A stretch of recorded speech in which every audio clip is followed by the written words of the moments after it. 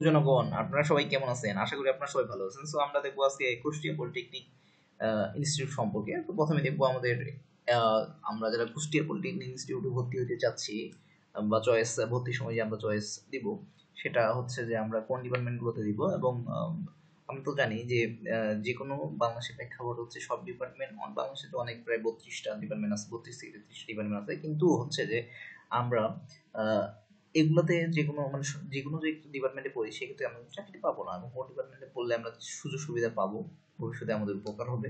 ঠিক আছে, তো আমরা দেখি যে ডিপার্টমেন্ট কি কি আছে কুষ্টিয়া পলিটেকনিক ইনস্টিটিউটে। প্রথমে আসছে সিভিল টেকনোলজি। আছে সিভিল টেকনোলজি আছে এখানে। তো আমরা জানি যে সিভিল টেকনোলজিতে বাংলাদেশের সব থেকে বেশি সরকারি চাকরি।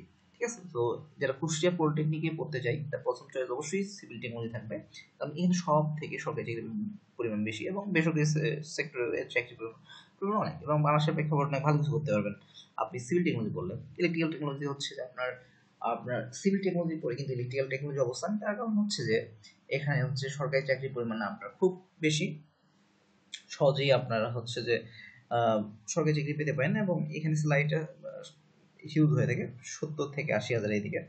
কারণ ইলেকট্রিক্যাল টেকনোলজি বেশিরভাগ হচ্ছে আপনার পাওয়ার সেক্টরের চাকরি, তাছাড়া প্রাইভেট সেক্টরে কিন্তু আছে চাকরি। মেকানিক্যাল দেখতে পাচ্ছি, তো মেকানিক্যাল টেকনোলজি সরকারি চাকরি বেসরকারি চাকরি আছে, বা আপনি এই ডিপার্টমেন্টে পড়তে পারেন। ইলেকট্রনিক টেকনোলজি আপনি পড়বেন না, তার কারণ হচ্ছে ইলেকট্রনিক ডিপার্টমেন্টে চাকরির পরিমাণ খুবই কম, সরকারি বা বেসরকারি যাই হোক না। পাওয়ার টেকনোলজি সেম অবস্থা। পাওয়ার টেকনোলজিতে হচ্ছে আপনার স্কিপ করার চেষ্টা করবেন, এখন এই টেকনোলজিতে আপনার চাকরির পরিমাণ খুব কম।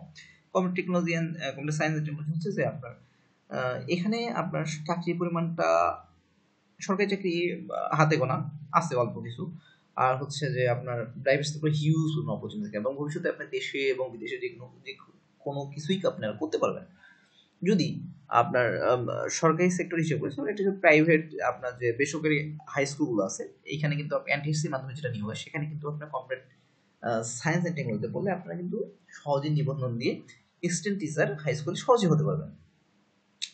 আশা করি আমি বুঝাইতে পারছি। যে কুষ্টিয়া পলিটেকনিকে যারা পড়তে চান তারা আশা করি যে সিভিল, ইলেকট্রিক্যাল, মেকানিক্যাল এবং কম্পিউটার ডিপার্টমেন্টের মধ্যে চয়েস করবেন, এবং আপনার যদি স্পেশাল কোনো ডিপার্টমেন্ট চয়েস থাকে সেটা তো ভর্তি হইতে পারেন। তো ইলেকট্রনিক্স এবং পাওয়ার যদি আপনাদের চয়েস কিন্তু করতে পারেন, তবে আমি সাজেস্ট করবো সবার প্রথমে সিভিল, ইলেকট্রিক্যাল এই দুইটা থাকবে, মেকানিক্যাল, কম্পিউটার এই চারটা আপনারা রাখার চেষ্টা করবেন। কারণ ইলেকট্রনিক্স এবং পাওয়ার যদি চান্স পান, ভবিষ্যতে দেখবেন যে বের হবেন যখন, তখন কিন্তু চাকরি দেখা যাচ্ছে হাউতাস করে বেড়াবেন, চাকরি তো ওখানে নাই। তো ধন্যবাদ সবাইকে, আপনারা ভালো থাকবেন এবং আমার চ্যানেলটাকে সাবস্ক্রাইব করবেন, শেয়ার করবেন, লাইক করবেন। আপনারা সবাই ভালো থাকবেন, ধন্যবাদ।